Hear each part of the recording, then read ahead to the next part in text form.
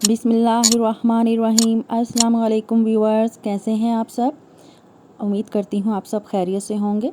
अल्लाह आप सबको अपने अपने हिफ्ज़ व अमान में रखे। आज मैं आपके साथ बहुत ही यमी डोनट्स की रेसिपी शेयर करने वाली हूँ, जो कि बेकरी स्टाइल में होते हैं और आप घर में बआसानी बना सकते हैं। तो चलिए, इससे पहले अगर आप मेरे चैनल पर नए हैं तो मेरे चैनल को सब्सक्राइब कर दें और बेल का बटन प्रेस करना मत भूलिएगा, ताकि आपको मेरी हर आने वाली वीडियो का नोटिफिकेशन सबसे पहले मिल सके। तो चलिए रेसिपी को स्टार्ट करते हैं। मैंने एक शीशे का बाउल लिया है, इसमें मैंने तकरीबन 200 ml पानी डाला है, सिंपल पानी। और अब मैं इसमें 75 ग्राम घर की ग्राइंड की हुई शुगर ऐड करूँगी। शुगर ऐड करने के बाद मैं इसमें तकरीबन 50 ग्राम कुकिंग ऑयल ऐड करूँगी। ये ऐड करने के बाद मैं विस्क से हल्का सा मिक्स करूँगी। इसके बाद हम इसमें तकरीबन 7 ग्राम नमक ऐड करेंगे। नमक ऐड करने के बाद मैं इसमें तकरीबन 2 एग योक ऐड करूँगी, अंडे की जर्दियाँ, जिसको मैंने पहले से सेपरेट करके रख लिया था। और इसकी शुगर अच्छे से डिज़ोल्व करेंगे और इस बाउल को हम एक तरफ रख देंगे। अब हम दूसरे बाउल में तकरीबन 500 ग्राम फ्लोर ऐड करेंगे और 50 ग्राम ड्राई मिल्क पाउडर ऐड करेंगे। मैदे को मैंने पहले से छान कर रख लिया था। अब मैं इसमें ईस्ट का पूरा पैकेट ऐड करूँगी, जो 10-11 ग्राम का होता है। इन तीनों चीज़ों को अच्छे से मिक्स करने के बाद जो मैंने दूसरे बाउल में लिक्विड चीज़ों को मिक्स करके रखा था, वो 2-3 पार्ट में इस ड्राई बाउल में डालकर हम इसको अच्छे से मिक्स करेंगे।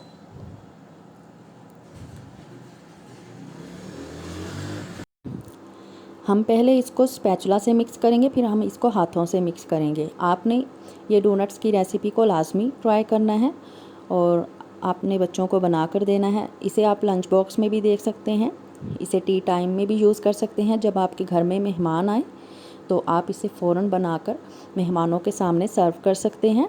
आप ये डोनट्स को बनाकर सिंपल बनाकर फ्राई करने के बाद 3 महीने तक आप इसको फ्रीज़र में डीप फ्रीज़ कर सकते हैं। जब भी आपने यूज़ करने हो तो इनको फ्रीज़र से बाहर निकालें, हल्का सा माइक्रोवेव करें और जो भी इसके ऊपर चॉकलेट वगैरह की टॉपिंग करनी हो, करने के बाद आप बच्चों को दे सकते हैं। तो चलिए, अब इस डोनट की डो को हम तकरीबन 12 मिनट तक हाथों की हथेलियों से मसल कर इसको अच्छे से मुलायम करेंगे। ये काम आपने लाजमी करना है ताकि आटा अच्छे से मुलायम हो जाए। और तकरीबन 12 मिनट तक आपने करना है। मैंने भी 12 मिनट तक इस आटे को अच्छे से मसल कर इसको मुलायम किया था। अब आप देख सकते हैं कि आटा मुलायमियत की तरफ आने लगा है। इसको हम मज़ीद अभी हथेलियों से मसल कर मुलायम करेंगे और फिर हम बाउल को ऑयल से ग्रीस करने के बाद ये आटा ढककर 10 मिनट के लिए रख देंगे रेस्ट करने के लिए। अब आटे को रेस्ट करते हुए 10 मिनट हो चुके हैं। अब हम इसको बाउल से निकाल कर एक किचन स्केल लेंगे। किचन स्केल की मदद से हम इसका डोनट के हर पेड़े का यानी कि इसका वज़न करेंगे। तकरीबन इसका वज़न 90 ग्राम होना चाहिए। आप इससे कम या ज़्यादा भी कर सकते हैं, वो आपकी मर्ज़ी पे डिपेंड करता है। मैं 90 ग्राम के हिसाब से सभी पेड़े वज़न करके रखूँगी। तो जो डोनट का जो डो था, इससे तकरीबन 10 अदद डोनट्स के पेड़े बन के रेडी हुए हैं। ये प्रोसीजर हम सारे आटे को रोटी की तरह 2 इंच के साइज़ की मोटी रोटी की तरह बेल कर भी हम इससे डोनट्स निकाल सकते हैं किसी गोल कटर या ग्लास की मदद से। लेकिन मैं इसके 90 ग्राम के हिसाब से वेट करके सभी पेड़े इसके बनाऊंगी और सेंटर से जो होल बनाऊंगी, वो जो सेंटर वाले पीस निकलेंगे उससे भी एक छोटा सा डोनट बॉल की साइज़ का बन जाएगा। तो आपने ये देखना है कि हाथों की डायरेक्शन को देखें कि मैंने किस तरह डायरेक्शन करते हुए राउंड करके डोनट का पेड़ा बनाया है। अब मैंने प्लास्टिक की ट्रे को मैदे से डस्ट किया था। डस्ट इसलिए किया कि जो डोनट के पेड़े हैं वो आपस में चिपके नहीं, नीचे ट्रे के साथ चिपके नहीं। तो आपने वीडियो को बिल्कुल भी स्किप नहीं करना है, ताकि आपको टिप्स एंड ट्रिक्स का पता चल सके, क्योंकि ये सिर्फ टिप्स एंड ट्रिक्स को ही फॉलो करना होता है तो आपके डोनट्स बहुत अच्छे से बनेंगे। मैं ये दूसरा पेड़ा आपके सामने बनाकर दिखा रही हूँ ताकि आपको पता चल जाए। अब हमारे सारे डोनट के पेड़े बन के रेडी हो चुके हैं। अब मैं इसको हाथों की फिंगर्स पर हल्का सा कुकिंग ऑयल लगाकर सभी पेड़ों को हल्का हल्का प्रेस करूँगी।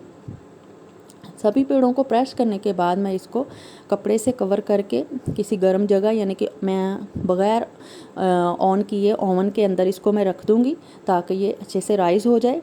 मेरे यहाँ इस तरह का मौसम था कि तकरीबन 2 घंटे में ये राइज़ हुए थे। ये आप देख सकते हैं कि कितने अच्छे राइज़ हो चुके हैं। आप अपने मौसम के हिसाब से आप देख लीजिएगा कि आपके यहाँ कितनी देर में राइज़ होते हैं। तो अब मैं बोतल के ढक्कन और जो नोज़ल केक डिज़ाइन पे नोज़ल जो यूज़ करते हैं केक पे डिज़ाइन करने के लिए, उस नोज़ल के थ्रू भी आपको होल करना सिखाऊंगी और बोतल के थ्रू भी, उसके ढक्कन के थ्रू। तो नोज़ल को जो है अच्छे से मैदे से डस्ट करना है और डोनट के सेंटर में प्रेस करते हुए गोल गोल घुमाते हुए इसका होल कर लेना है। और ये काम बहुत इजीली हो जाता है। आप देख सकते हैं कि जो हमारा डोनट बहुत अच्छा बन गया है, इसमें होल इक्वली हो चुका है। इसी तरह अब मैं आपको बोतल के ढक्कन से होल करना बताऊंगी।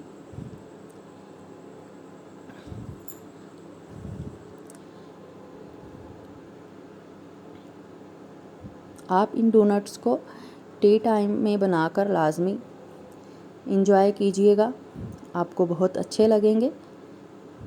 बेकरी के डोनट्स भी आप भूल जाएंगे अगर आप घर में ये टिप्स एंड ट्रिक्स को फॉलो करते हुए डोनट्स बनाएंगे। तो इसी तरह मैं सभी डोनट्स के सेंटर में होल कर लूँ। तो फिर मैं आपको बताती हूँ कि इन डोनट्स का क्या करना है।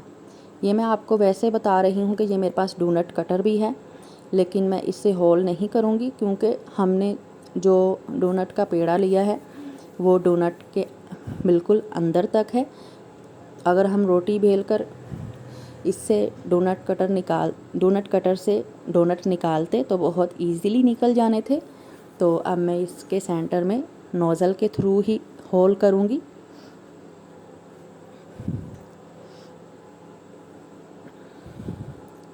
तो सभी डोनट्स के सेंटर में होल हो चुका है।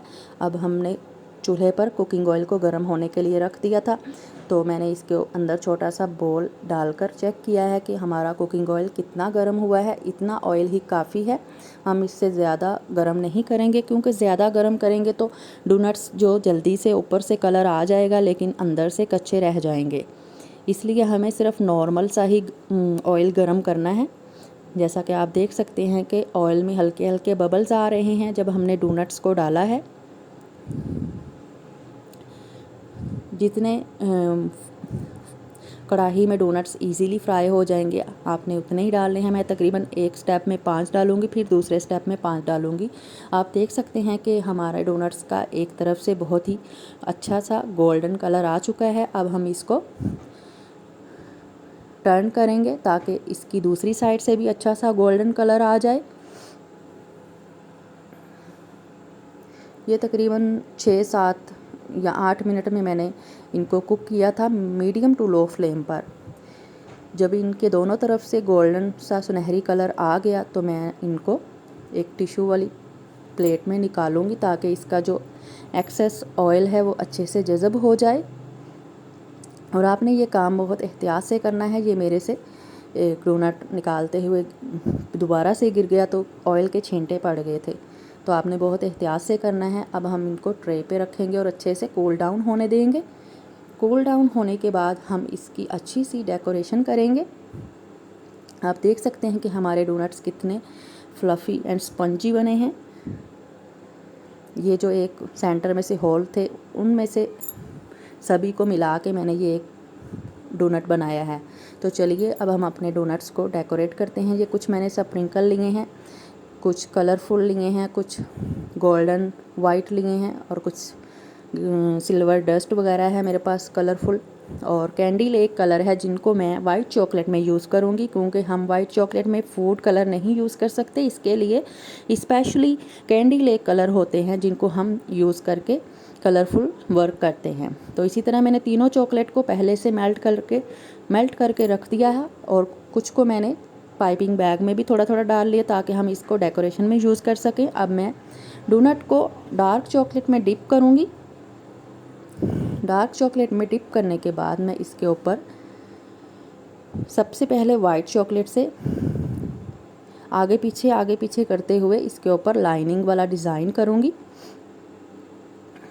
लाइनिंग वाला डिज़ाइन करने के बाद मैं एक टूथपिक की मदद से इसके ऊपर अच्छा सा पैटर्न बनाऊँगी।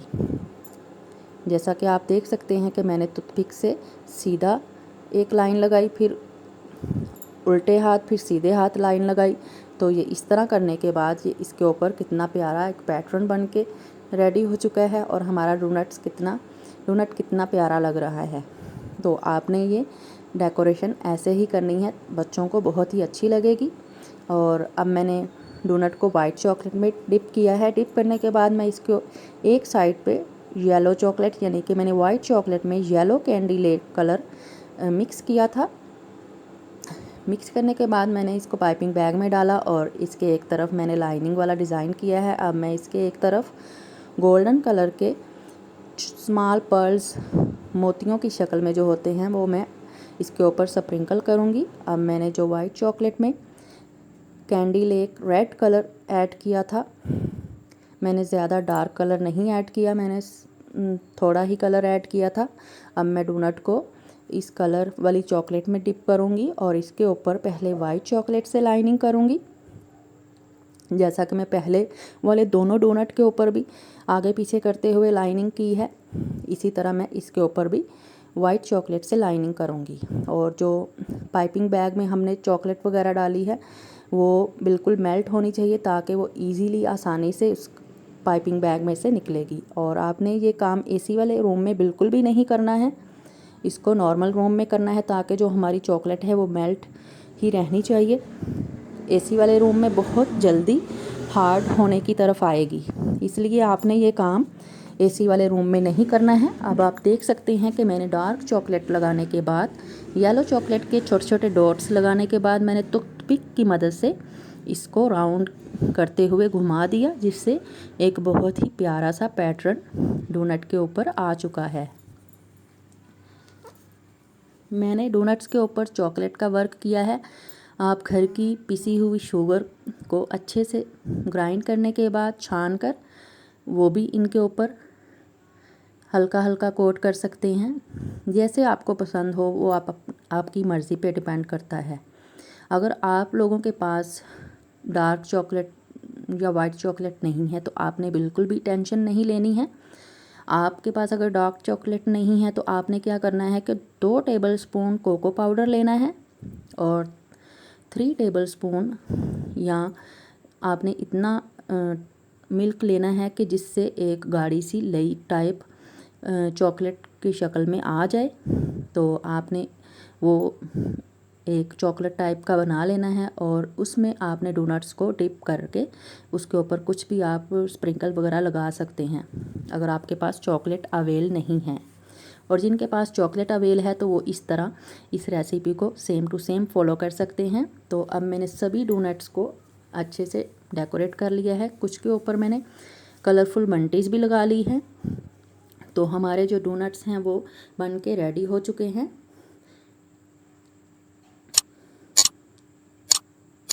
तो चलिए इससे पहले ये देखें, आप देख सकते हैं कि हमारा जो डोनट है वो बहुत ही स्पंजी बना है, सॉफ्ट बना है।